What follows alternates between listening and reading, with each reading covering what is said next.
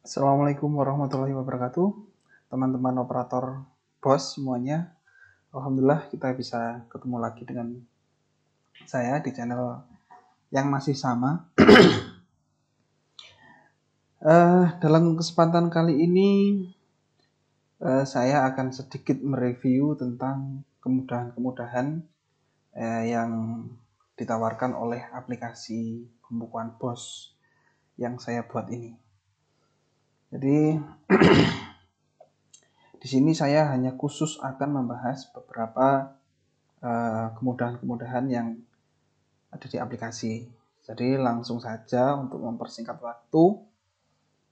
Yang pertama yaitu proses input yang sederhana. Proses input pada aplikasi ini dibuat sederhana mungkin dengan output sekompleks mungkin. Pada aplikasi ini input hanya dilakukan pada profil dan grup data pada ribbon.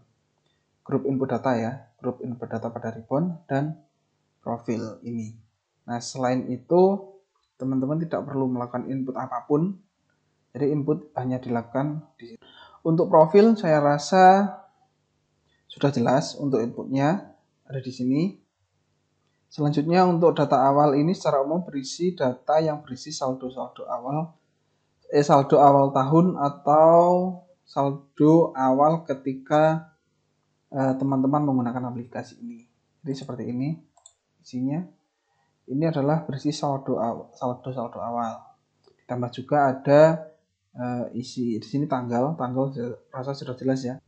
Secara umum input data awal ini jauh lebih sederhana ketika teman-teman tidak menerima BOS selain BOS reguler. Karena BOS itu yang kita tahu bersama-sama itu ada beberapa macam seperti BOS reguler, ada BOS afirmasi, juga kinerja, dan beberapa BOS yang lainnya. Sekedar info, aplikasi ini sebenarnya bisa digunakan untuk mengerjakan pelaporan BOS itu dengan beberapa ketentuan. Selanjutnya nomor surat. Nomor surat saya rasa input ini sudah cukup jelas ya, karena sudah tersedia dalam kolom-kolom yang berisi informasi yang cukup mudah dipahami. Di sini ada bulan menunjukkan bulan. Nah, ini menunjukkan berkas. Yang di sini menunjukkan berkas seperti penutupan kas bulan Januari ini misal. Ini berita acara pemeriksaan kas bulan Desember misal. Lalu selanjutnya ada kop surat. Untuk kop surat, jika lembaga teman-teman adalah lembaga negeri, cukup klik kop default yang ada di sebelah sini. Dan kop akan secara otomatis menyesuaikan dengan kop lembaga negeri pada umumnya. Dan untuk lembaga swasta bisa dikustomisasi sesuai dengan kop pada lembaga teman-teman. Dan input yang terakhir adalah input data utama. Ini adalah input paling utama ya, utama data. Segala input data pemasukan dan pengeluaran hanya dilakukan pada menu ini dengan memperhatikan petunjuk-petunjuk yang ada. Petunjuk yang ada itu maksudnya ketika teman-teman mengisi itu di sini ada beberapa petunjuk ya. Ini saya rasa sudah jelas. Ataupun juga bisa melihat petunjuk di pembahasan detail aplikasi detail, bisa dilihat di channel saya, bisa dicari di situ ada pembahasan detailnya juga beserta update-update-nya juga selalu saya sampaikan di video-video yang ada di channel saya. Selebihnya teman-teman tinggal mencetak laporan yang dibutuhkan.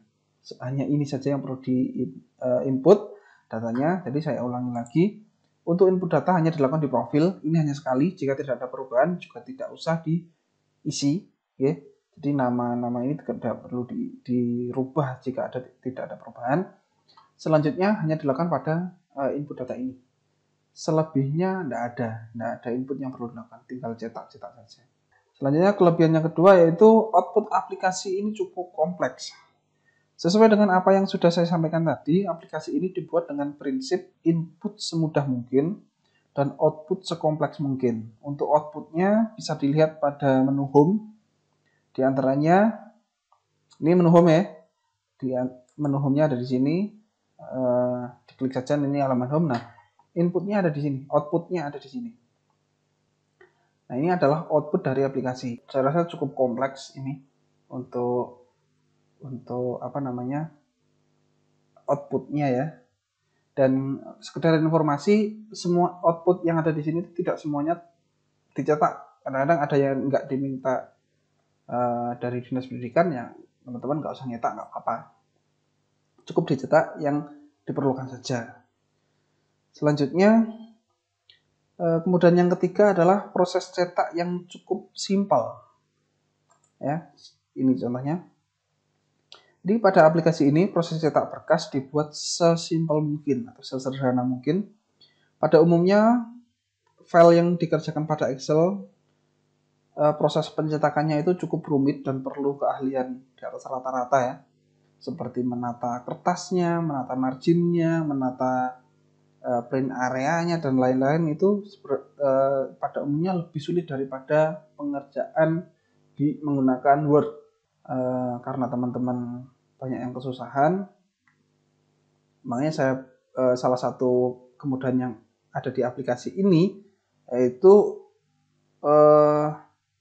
teman-teman tinggal menggunakan tombol print untuk mencetak berkas yang ada. Jadi dengan catatan setting printer sudah disetting dengan benar ya.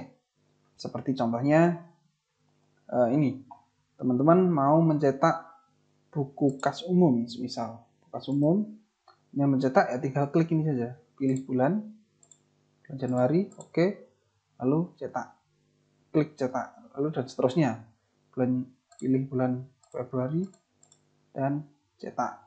Oke, seperti ini, tinggal klik aja, nggak perlu menyeting halamannya. Tapi meskipun seperti itu, teman-teman juga masih bisa menyeting sendiri atau mengkustomisasi sendiri settingannya dengan mengeklik print and preview page setup, lalu di sini ada page setup.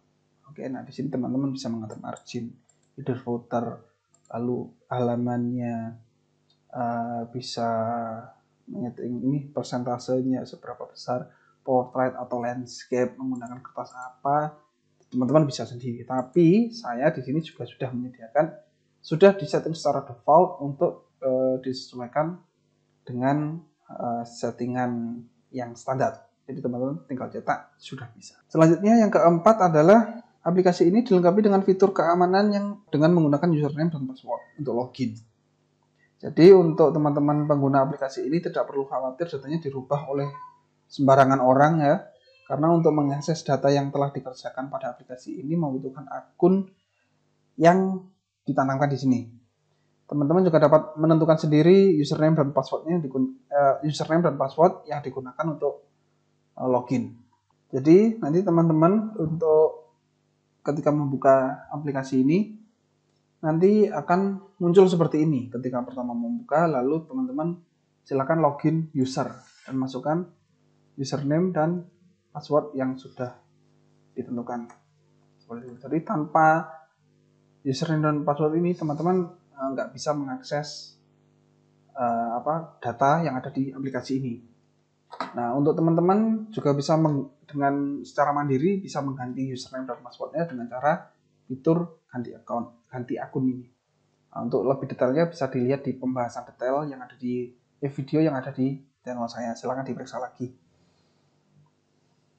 Selanjutnya yang kelima adalah kemudahan dalam update aplikasi. Jadi pada umumnya aplikasi itu selalu melakukan pembaruan atau update. Nah, dan untuk melakukan pembaruan aplikasi ini, teman-teman tinggal memanfaatkan fitur import identitas atau import data keseluruhan yang ada di sini. Import identitas dan data keseluruhan, seperti itu. Ini untuk cara menggunakannya secara teknis bisa dilihat di video yang ada di channel saya. Silahkan diperiksa lagi. Itu adalah kelebihan-kelebihan yang ditawarkan oleh aplikasi ini, dan tentunya masih ada beberapa kelebihan yang mungkin secara mental teman-teman harus mencobanya sendiri untuk merasakan kemudahan-kemudahan itu. Seharusnya dengan aplikasi ini teman-teman ketika membuat laporan untuk laporan bos baik itu online maupun offline, seharusnya aplikasi ini bisa membantu. Untuk yang online, aplikasi ini dibuat untuk panduan saja sebenarnya. Panduan dari apa? Dari data yang sudah teman-teman input, yang sudah teman-teman cetak, yang dijadikan kwitansi dan buku kas ini semuanya, itu dipastikan sudah sesuai dengan yang akan di-online kan, contohnya seperti e-bos. Ini juga harusnya sudah sesuai dengan apa yang teman-teman jadikan SPJ. Selanjutnya seperti K7. Di sini juga digunakan untuk mengisi laporan bos yang ada di Kemdikbud. Sepertinya itu dulu yang bisa saya sampaikan. Untuk pertanyaan selanjutnya bisa disampaikan di kolom komentar atau bisa menghubungi kontak saya yang saya sampaikan, yang saya tulis di deskripsi. Silahkan diperhatikan lagi. Akhirnya sekian dulu video dari saya. Assalamualaikum warahmatullahi wabarakatuh.